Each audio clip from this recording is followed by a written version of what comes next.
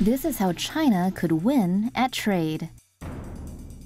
How can a British train, Himalayan highway, deep Arabian seaport, Central European railroad, and a Kazakh railway terminal all be connected? Because China.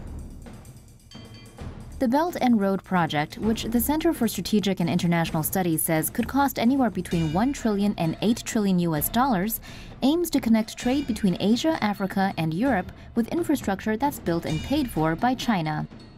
China wants to be numero uno in world trade, and it wants to stay there. They reckon this global mega project will help them do just that.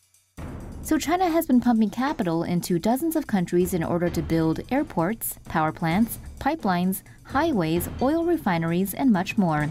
According to the consulting firm Dezan Shira and Associates, the project's financing mainly comes from Chinese state-owned investment funds and development banks, as well as the newly created Asian Infrastructure Investment Bank.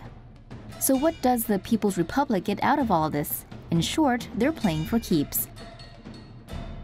The project also puts the stability of China and neighboring countries as a priority. This is tied to their fears of revolt from separatists in Xinjiang province. China worries they could find a base of operation outside its borders and are using the project as a means to leverage regional security cooperation. Belt and Road agreements stipulate that China-based firms be directly involved. And that's great news for them because China's domestic construction market is bursting at the seams. Developing countries quite happily agree to these terms, especially as investment from the West usually comes with strict environmental, financial, and ethical requirements. But the PRC doesn't really care about all of that. So how could China making it rain on a developing country's economy turn out badly? Well, for that, Tomo sapiens, we must look at the island nation of Sri Lanka. In 2008, former Sri Lankan President Mahinda Rajapaksa agreed to terms with China for them to finance and build a deep-sea port in his hometown of Hambantota. What could go wrong? Deep-sea ports create jobs, expand trade, and grow economies. But when Rajapaksa's successor, Maithripala Sirisena, came to power sometime later, he soon realized that Hambantota port wasn't making any money. And as a result, the country was unable to pay their debt to China.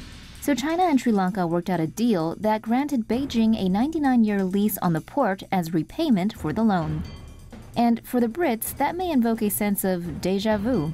In 1898, the then much weaker China granted the British Empire a 99-year lease over the new territories in Hong Kong. Hong Kong was lost to the British Empire during the Opium Wars.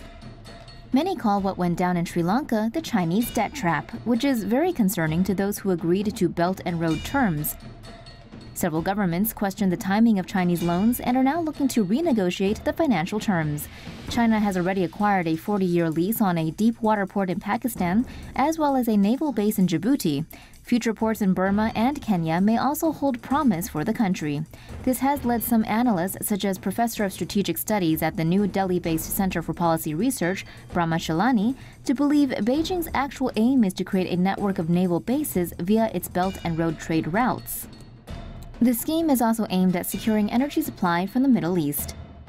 Despite advancements, the Chinese Navy is still unable to compete with its American counterpart. In case of an open conflict, the PRC fears the U.S. could blockade routes to the area. And while American military and economic might holds dominion in 2018, that may not always be the case.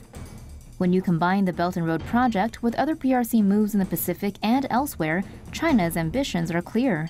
They're playing for the top spot, and they're playing for keeps.